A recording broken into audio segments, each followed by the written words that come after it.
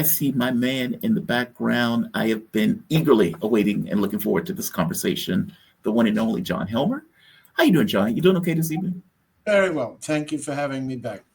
No, absolutely. John Helmer, he's the longest continuously serving foreign correspondent in Russia, one of the only Western journalists to direct his own independent bureau, absent national or commercial ties. He is one of the most widely read Russian specialists in Russian business, in the business world, and for news, breaking stories on Russian base and precious minerals. I have followed Dancing with Bears for a while. This is the website. Dances with Bears. That's its real Oh, what name. is it? Dancing. I'm sorry. Dances with Bears. Thank you. Yeah. It is a great site. This has been something that I've read for the last, I guess, several months. And so I always appreciate you joining me on this. You have a learned point of view. And I say that with all sincerity. I had the opportunity to read, obviously Putin and Witkoff met. I guess it was yesterday. And so the readout from that is there's a lot of political language around it, but basically we haven't gone backwards. We didn't necessarily talk about these things in detail, even though we did talk about, let's say, the overarching objective of what we want in Russia, which effectively means nothing. Nothing has changed, right? The war continues. We will continue a military operation on the ground. You pointed out something in your article in Dances with Bears that Putin said in regards to the Europeans. Effectively, look, if the Europeans are willing to start a war, then we are prepared for that war. Mm-hmm.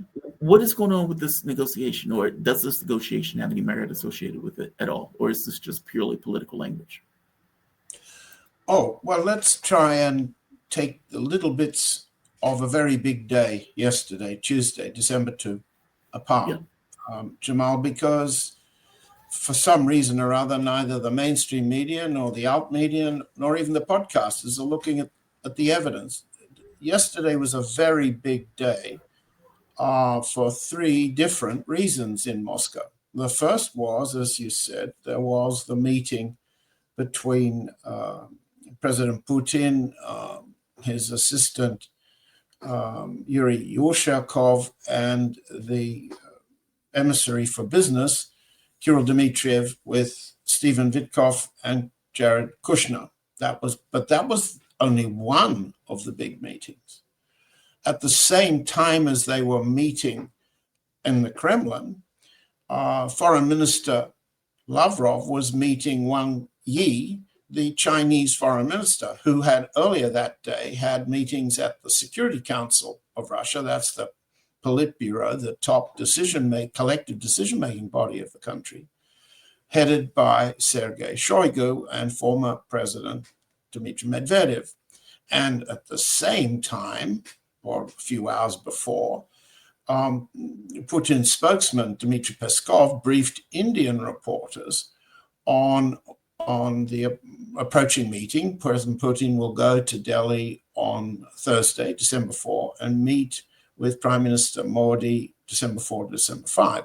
So what we have, and let me take it apart if we've got the time, each of three major meetings occurred.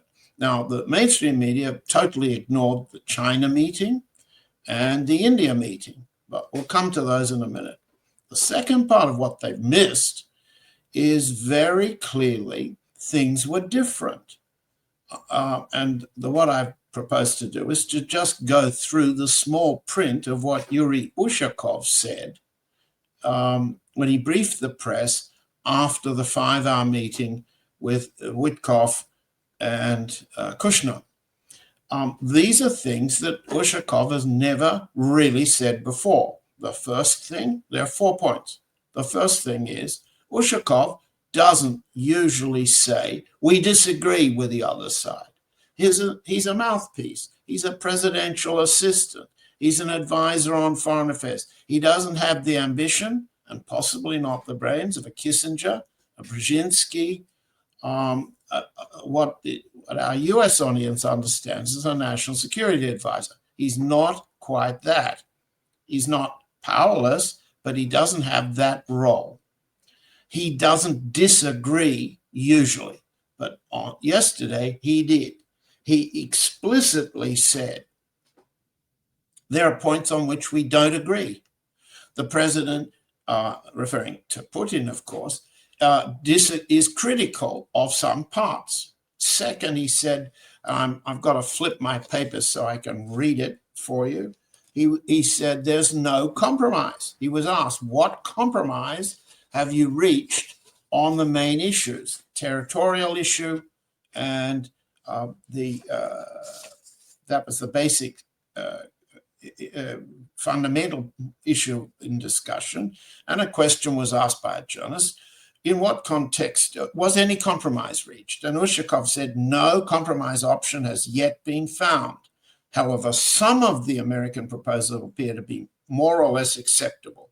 They do nevertheless require further discussion. Certain wording we've been offered is not suitable for us. This is far more negative and critical than Ushakov has been in this negotiation for the last 3 years. That's the first point. Somehow or other, the entire media and Russia experts in the podcast, CIA specialists on Russia, MI6 specialists on Russia who broadcast in the US, they missed it. I don't know how that's possible, but they did.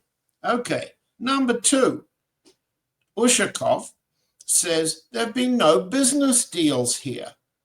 There's no, he implies, no discussion of sanctions war, no clear understanding from the on the Russian side, from the Trump side, how sanctions will come off, how economic warfare will come off. Let me tell you exactly how he said it.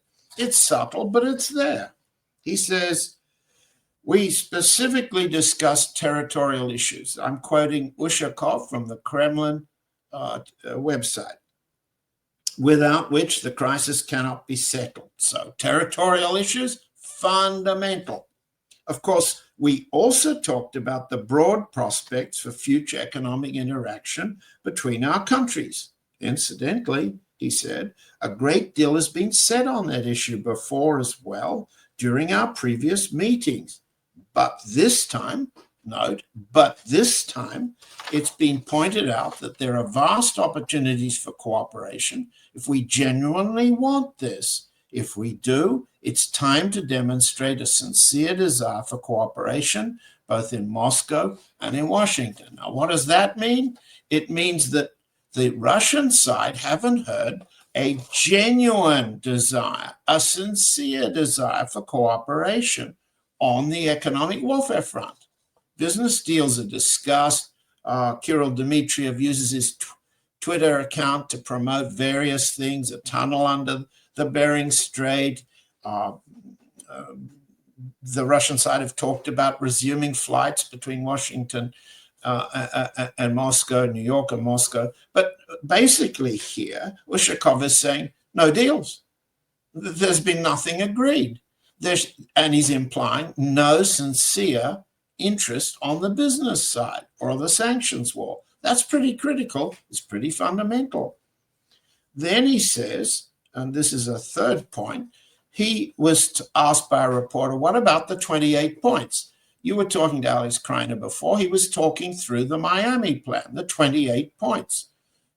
I can hold it up. There are 28 points. But Ushakov says, no, there are 27. Right? Now, I can count. You can count. Everybody's watching can count. If Ushakov, who's read the stuff, says there are 27, and all of us kibitzers outside say there are 28, where's the missing point? What happened? Yeah. Okay. I reckon here's what happened. Point 28 has disappeared. Point 28, I read it to you. Once all parties agree to this memorandum, that's the Miami 28 points, the ceasefire will take effect immediately after both sides retreat to agreed points to begin implementation of the agreement. I reckon that's missing. The Russians have thrown it out. Why? Well, first, because it says the ceasefire will take effect immediately after both sides retreat. excuse me, Russian army's winning. They're advancing. Right. This Miami plan talked about only one country's army retreating. That's the loser of this war, right? That's the Ukraine, backed by the United States, backed by the NATO allies. There's only one retreat here. That's the Ukrainian retreat, at least on paper. So this 28.28 has gone. That's interesting. It's a first indication that Ushakov is telling in detail exactly how they're chopping out points that the American side have brought to the table. Now, here's the fourth point that everybody seems to have missed. That's the presence of Kushner. Who's Kushner? Why is Kushner there? Well, we can talk about that later, but let me point out that when Ushakov refers to the US side, he refers to Mr. Witkoff. But he refers to Kushner as Jared. The Russians are very formal. They use a variety of ways of referring to a person depending on how formal or informal. They might use a diminutive for his first name. They might use his first name. They might use his first name and his patronymic. They might say Mr. Surname. But for Ushakov to refer to Witkoff as Mr. and Kushner as Jared implies what? That the Russian side considers Jared a little boy tagging along with the serious people? Is that what they mean? Or do they mean that they're closer to Jared Kushner because he's a member of the Trump family? Either way, the Russians clearly, according to Ushakov, mean something different. Now, there's no sign. You look at all the photographs of Kushner, the man doesn't move his mouth. And there are possible reasons for this. He may have overdosed on Botox, but he can't move his mouth. There's no sign the man talks. There is definitely no photographs available of the two hours he was in camera range outside walking in Moscow, outside the Bolshoi Theater, and then inside the Kremlin. He didn't smile. He didn't talk. There's no sign that his mouth opened. Okay? So why would the Russian side refer to him as Jared informally, in a friendlier way than they referred to Witkoff, who's been in that room negotiating with Putin hours and hours and hours? They don't call him Steve. Okay. So there are 4 points there indicated in the small print of what Yuri Ushakov had to say, which tells me, 4 points tell me, plural, that there were things that were happening there that haven't happened before. The first and major point is there's no agreement on any specific issues. None. Second, the Russian side wants to continue negotiating with Trump, but aren't afraid to let out hints that they're nowhere near the fundamental points of agreement which they thought President Putin had explained to Trump back in August when the Anchorage summit was held. So that's why the Russians keep saying, we base our negotiating stance on the understandings reached in Anchorage. They thought Trump understood what Putin was saying, what the root causes of the conflict are, why ceasefire by itself is unacceptable, and so on and so forth. And now we've seen 4 plans. Miami plan, which you've just discussed, 28 points or 27. Mm-hmm. Within a couple of days, it's cut down to 19 points in Geneva. Then the next day in Abu Dhabi, it's cut further. It's pointless at that point. And now Ushakov says the Americans brought 4 term sheets, new papers to the table, which were looked at. Okay, so quite a lot is happening if you're in the business of selling paper to these guys, and these guys are scribbling paper and covering the table with it, but a lot is not agreed. And what's happening is that the Russian side is clearly saying to its domestic constituents, to the General Staff, the Security Council, and then to the world, it's sticking to its root cause fundamental security points. And it is disappointed with Trump, to use his words for Putin, that there's no serious effort to relieve the economic warfare. No serious, genuine or sincere, those are the words I just quoted from Ushakov, effort by the Americans to address the sanctions war. Okay, the US, the allies, the enemy states from Russian point of view, link sanctions war to military war, to political security, to guarantees. They're all linked in a package. Everybody understands how that works. But the Russian side is saying, okay, you've left out a big chunk of the package here, boys. And that goes to the points 13 and 14 of the Miami plan. Russia does not accept that the $300 billion central bank reserves will be stolen by the Americans, who will decide to put $100 billion of Russian money into the Ukraine, directed by the Americans, and another $200 billion, the other 2/3 of the money, will be invested in a Russia-Ukraine fund, again, directed by the Americans. That's called privatization of public property.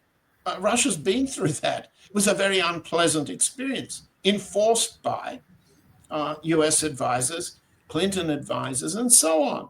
Privatization, that's a nice word, but the Russian side has been clear from March 2022, when the reserves were seized and confiscated, that they are stolen. The confiscation is illegal.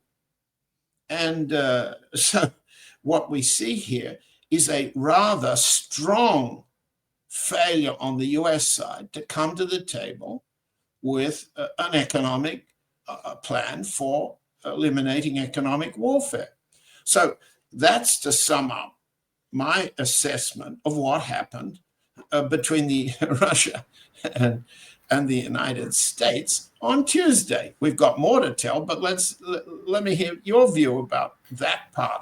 No, that is a fantastic breakdown. Because I saw the comments about Ushakov, and I didn't quite understand how the point went from 28 to 27. It was very political language in a way that the language is effectively used. No, the fantastic breakdown. So what is the point of this plan then? I mean, from my point of view, it was the U.S. on some level recognized what was happening on the ground, that they said, oh my God, the Ukraine military is effectively collapsing. Yes. Their ability to maintain on the battlefield is depreciating by the day. Yes. Cross has just fallen. Volchance has just fallen, or liberated, depending upon your point of view. Like, these are canary in the coal mine, not to mention $50 billion in debt, political turmoil. Okay, we need to do something. Hence, out comes this 28-point plan. So what is the point of the plan then, if the plan is not from a legitimate way of trying to end the conflict? What are the Americans trying to do with this? Well, I think we said it last time, Jamal. Trump's retreating. Trump is entirely committed to winning against easy targets and not losing against serious targets. It is essential for the Trump administration and the president personally not to appear to be losing, and to remind everyone of his words on the deck of the USS Harry Truman on the 250th birthday of the US Navy a few weeks back. He said, "We win-win." We've won the World War I. We won World War II. We've won everything after. We won everything before. We would have won the Vietnam War if we tried harder. We would have won the Afghanistan war if Biden had balls. If not for political correctness, we would go on winning, and I'm winning by making peace between all these countries. And I'm got now a difficult one, says Trump. I'm trying to use his language.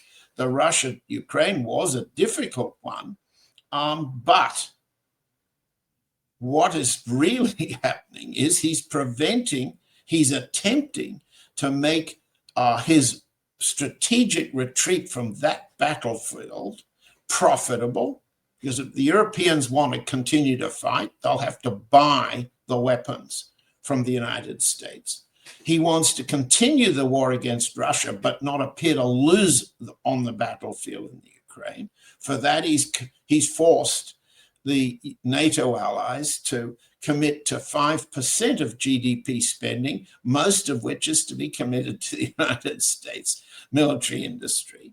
The war will continue with Russia, but the platform, the Ukraine platform, will be supplanted by the Polish one, the Baltic one, the Finnish one, and so on, in a program of sequencing of war in which the US will get cracking on increasing the pressure on China. That's one of its big war commitments.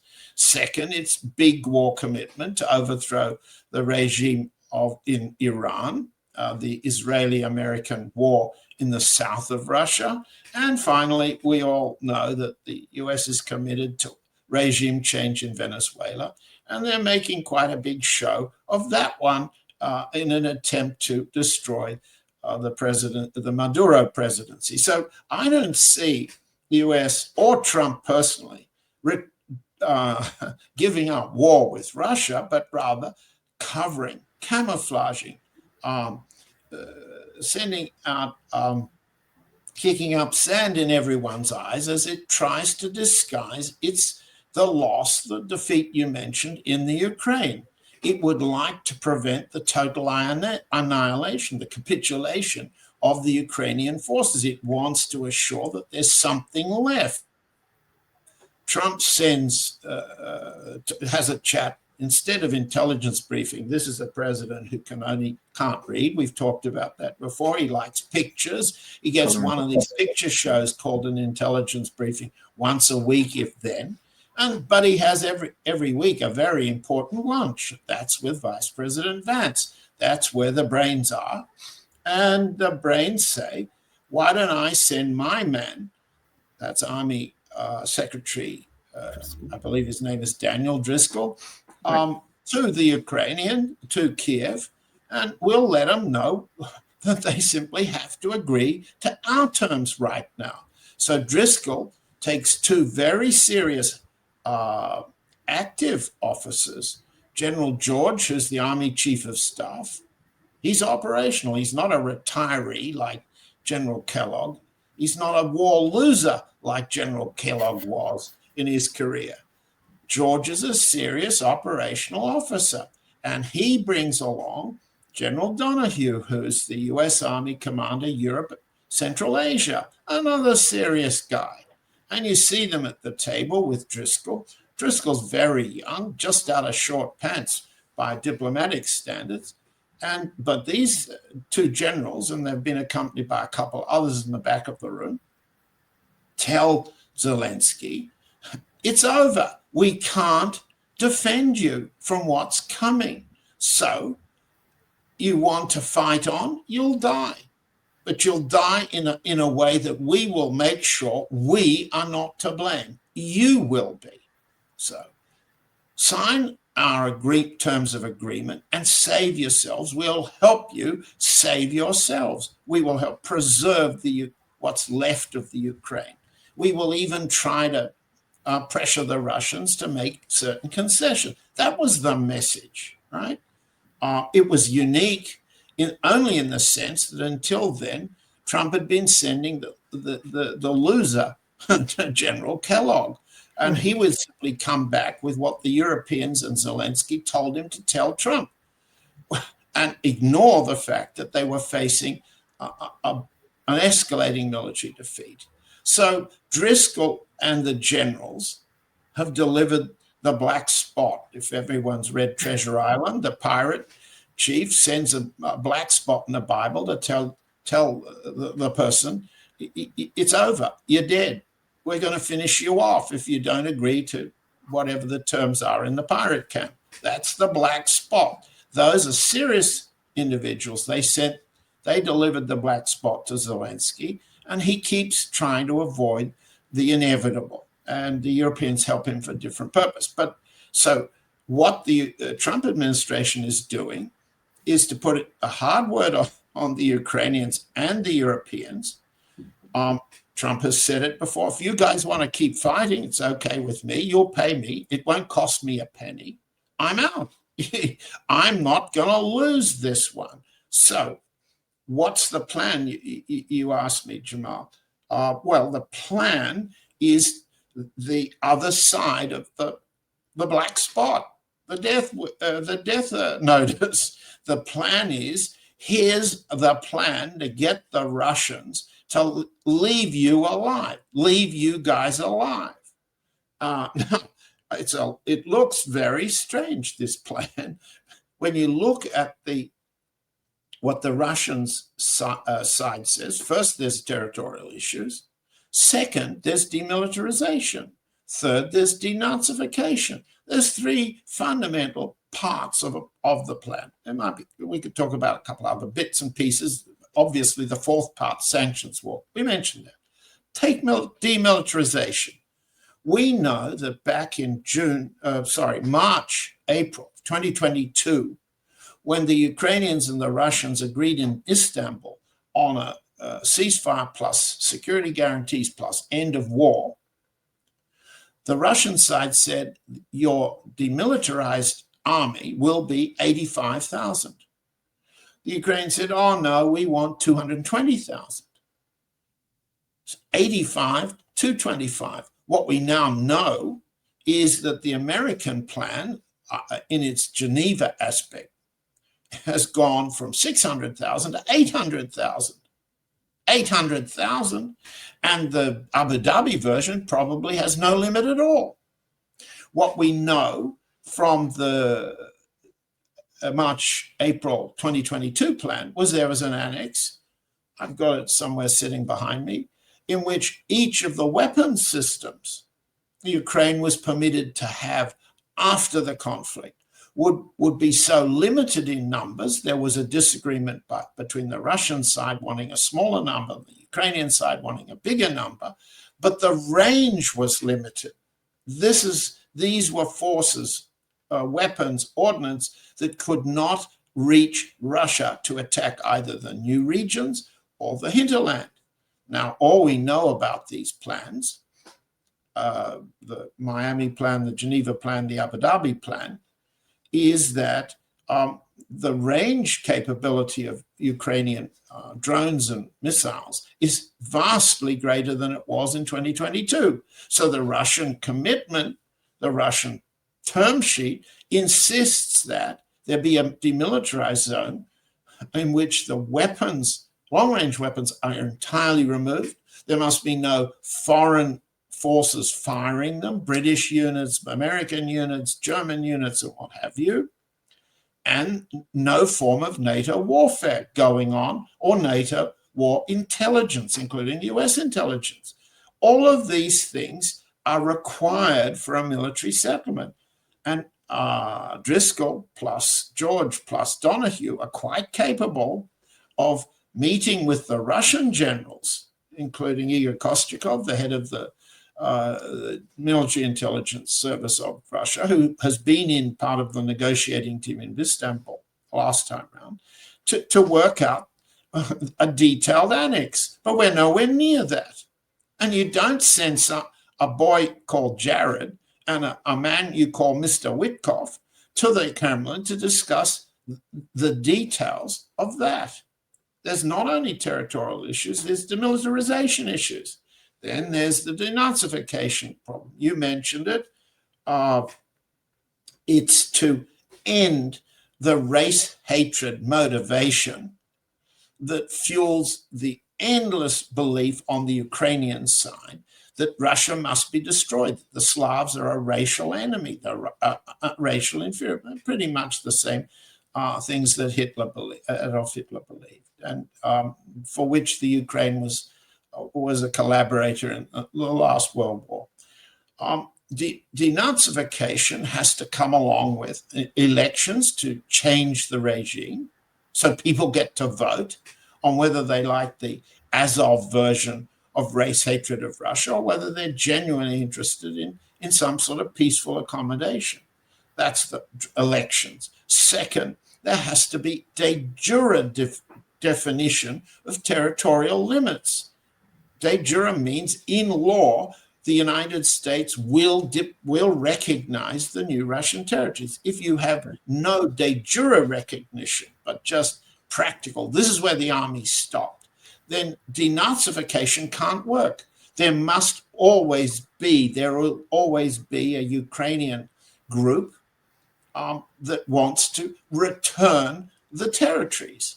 As a practical matter, you might call them terrorist groups, you might call them the Operation Gladio units, who will, for the next generation or 2 or 3 or 4, plan to recover the eastern Ukraine, pretty much as the Balts attempted all the way through the Soviet period to recover what they thought they were, their independence, and so forth and so on. So without de jure recognition in the plan, and it's not, you don't get denazification to work. You can have elections, but the new president, whether it's Poroshenko to come back or Zaluzhny to come from London, or it's Beletsky, the Azov general, whoever it is, it might even be Zelensky, unless they give up formal legal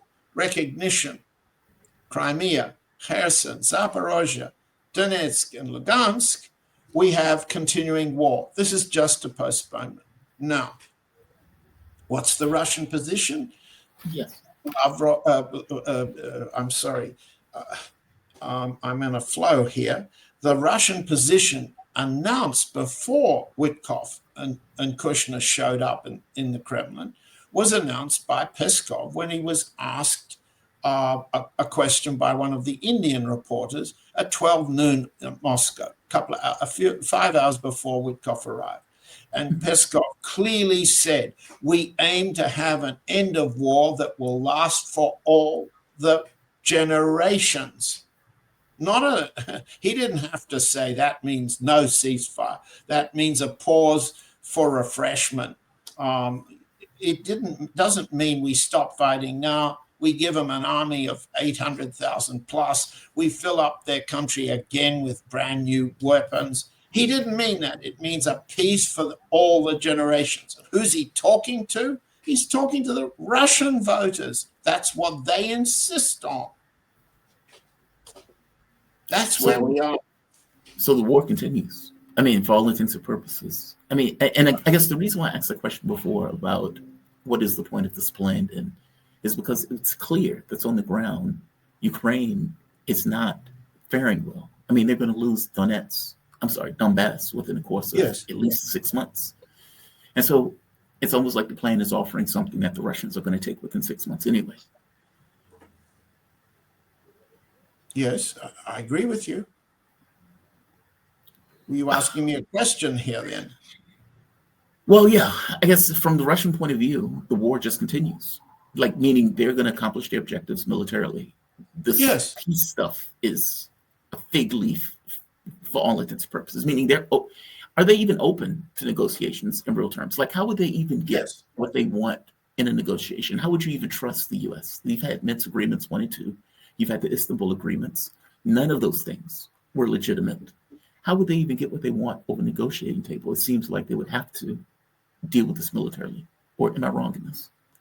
Well, I agree with you, Jamal, that there is a serious problem of trust on both sides, but certainly from a Russian point of view, the victor in a war doesn't give the other side the opportunity to come back and hit more fiercely than and revive the war. That just doesn't happen.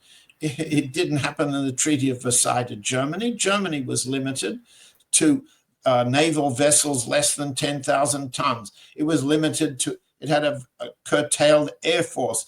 A whole list of an annex of the Versailles Treaty listed all the munitions that were capped for the German army.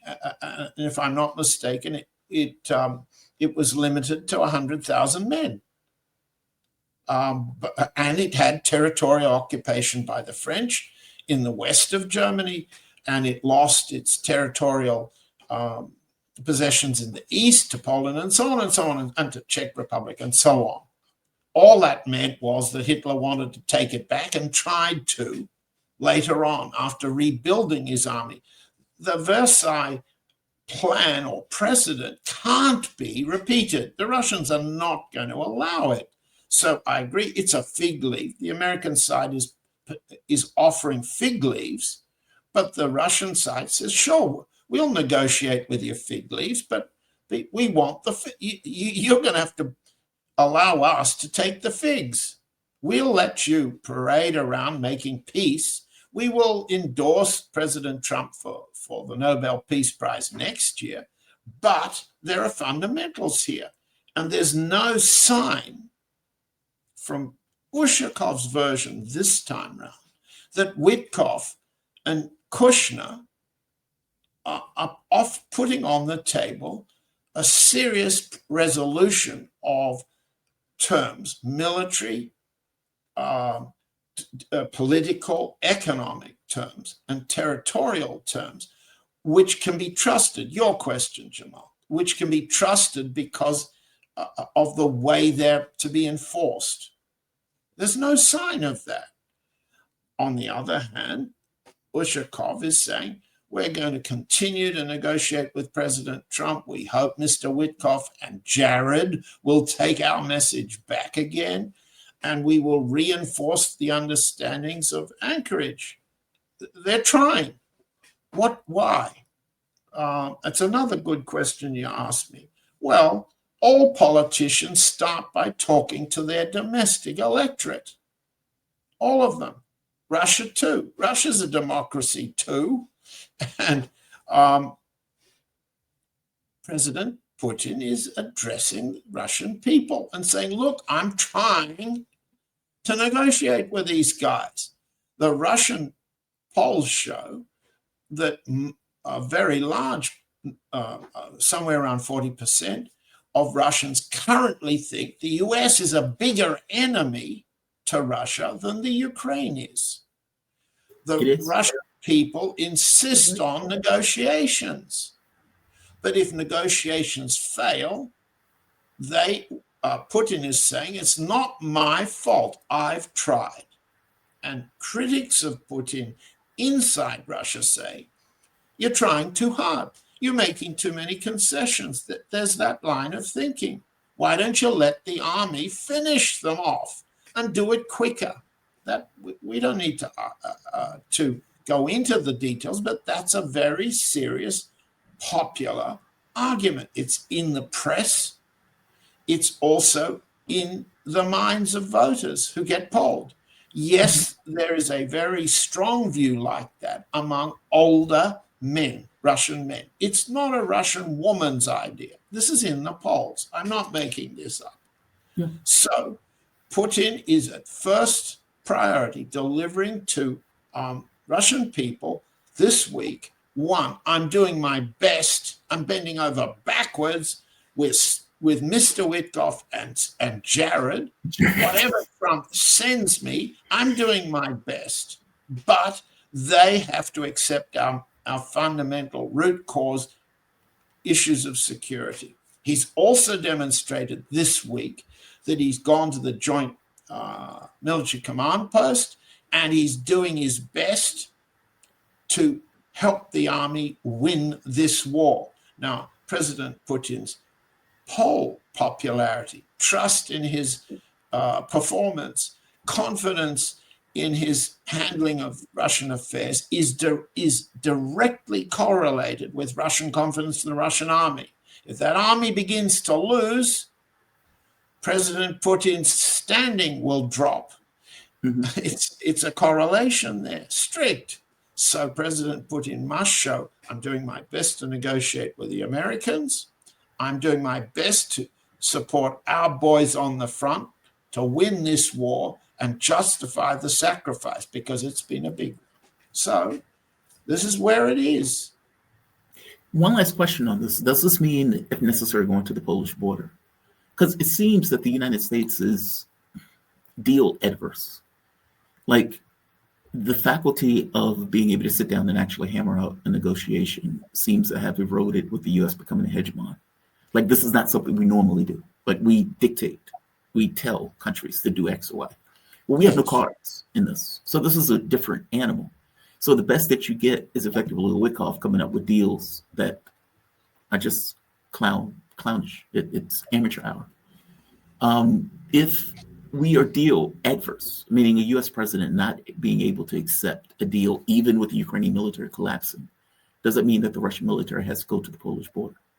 I don't think so, Jamal. The Russian General Staff can demilitarize the Ukraine short of going to the to the Polish border.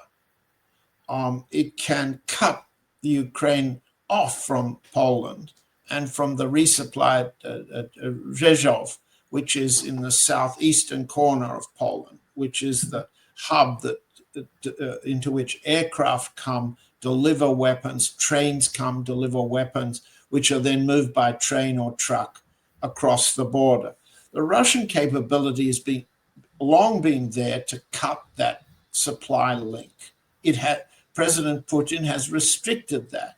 That's why NATO officials can grandstand by taking the train to Kiev, getting off and shaking hands with Zelensky. That train could be cut off. That hasn't happened yet. Russia doesn't want or need to occupy all of the Ukraine. It does want to make sure that NATO doesn't turn Poland into a new platform with nuclear-capable aircraft, F-16s, F-35s, based in forward positions in Poland, beginning to threaten Russia. That's been warned already. Russia doesn't want to see that form of extension of the war, but knows it's coming. I mean, Trump is not shy of committing U.S. troops, weapons, aircraft to new deployment in Poland on top of the existing Aegis battery in northwest Poland, about which Russia has already said that's because it's nuclear capable, because it's at short distance from Moscow, for example, or St. Petersburg. It's a potential nuclear threat that we, the Russian side, will have to counter either in nuclear terms or with the Oreshnik.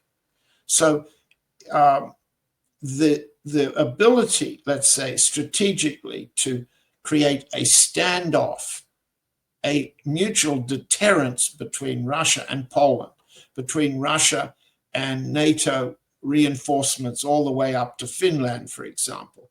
That capability is now being built. That's the continuing part of Trump's and the NATO war against Russia. But for the time being, the solution to the battlefield of the Ukraine is the four regions plus Crimea. That basically takes Russia to the Dnieper River.